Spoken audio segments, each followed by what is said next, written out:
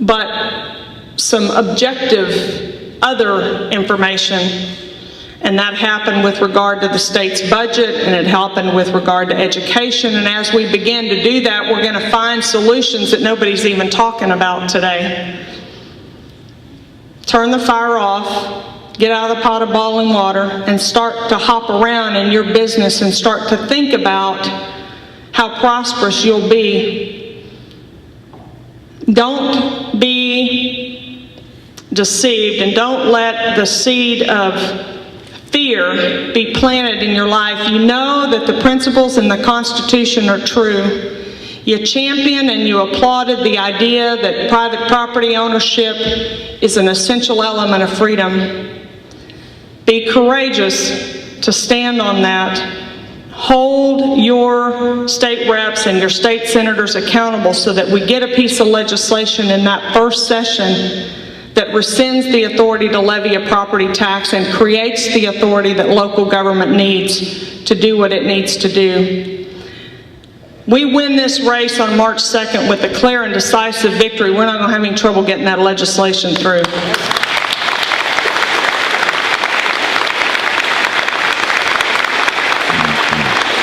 We have a real opportunity here, and it's close enough now that you can see victory in your sights. This isn't a year ago when you were on a hope and a prayer.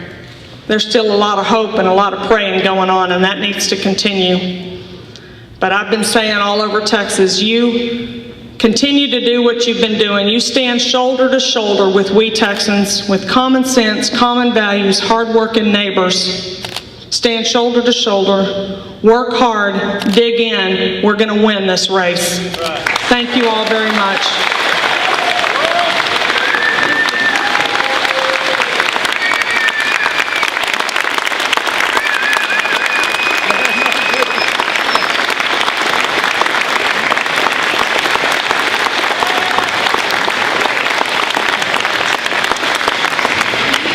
Well, what we'd like to do next is possibly take some questions. But we're going to have to set a few ground rules here before we do. If you have a legitimate question that you'd like to ask, I would like to ask you to just come down and on the floor here, and we will see that each of your questions are answered. We only have microphones with cords, so we can't come up there to you. You're going to have to come to us. But also, I'd like to ask you to please keep your questions to one and ask a question, don't comment. Ask a question and allow Debra a chance to answer your questions until you're satisfied, okay? So if you have a question, I want you to come down here, stand behind Joanna, and we'll just go ahead and begin while the rest of you are making your way down. Debra, it was just so refreshing to hear your comments tonight. I know the crowd shares my encouraged heart. The issue I would like for you to address is gambling.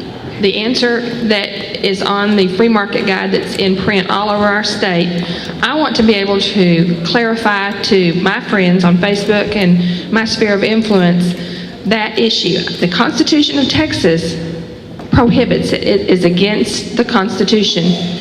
Because of that, I'm looking for your ability to tell me that if a bill passed by the legislature, which was elected by the people, passes a bill that increases the evil of gambling and the expansion of gambling, will you vote? Will you veto it? And if not, why not? That's been a tough question, one that I had seen some inconsistency in, and partly why I brought my notes, because I don't want to misstate, and I'm going to answer to the audience over here.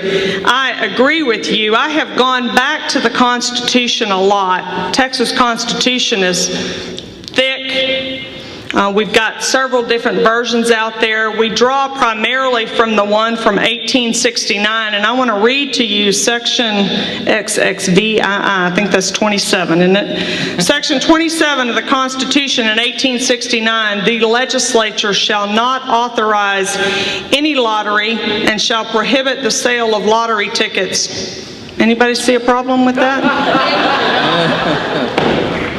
That's what the Constitution said, and so I thought, well, that ain't where we are today, so how'd we get there? 1876, the legislature, section 47 in the 1876 Constitution, the legislature shall pass laws prohibiting the establishment of lotteries and gift enterprises in this state, as well as the sale of tickets in lotteries, gift enterprises, or other evasions involving the lottery principle established or existing in other states. We don't care what other states are doing. In Texas, we're not going to have a lottery. Double-minded. That's right. I found, and I couldn't find, I've been looking for that because that guide came out and we got a lot of questions about it, and I said, look, the state of Texas has that provision in her Constitution because our founders believed that gambling was a morally corrupting activity and we didn't want it in our state. But in our wisdom, in our effort to rationalize what we think we want, in recent years we've said, oh, but wait.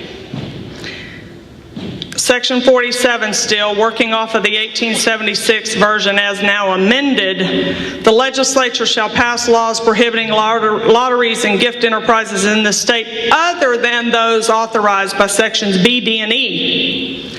Section B, yada, yada, yada, may authorize and regulate games conducted by a church. I thought this was morally corrupting behavior.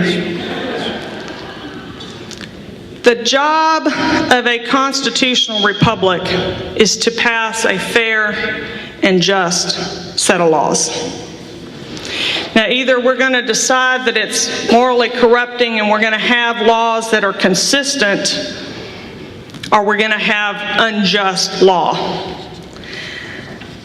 The Texas Republican Party platform says we continue to oppose government-sponsored gambling as a means of financing state government. Amen.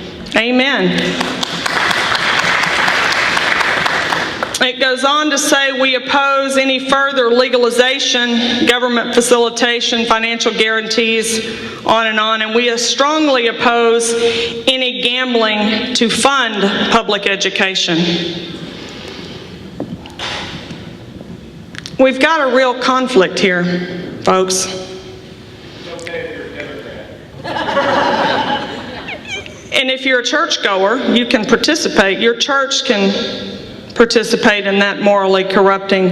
We're double-minded. And what I have said is we've got to get that law cleared up. The Texas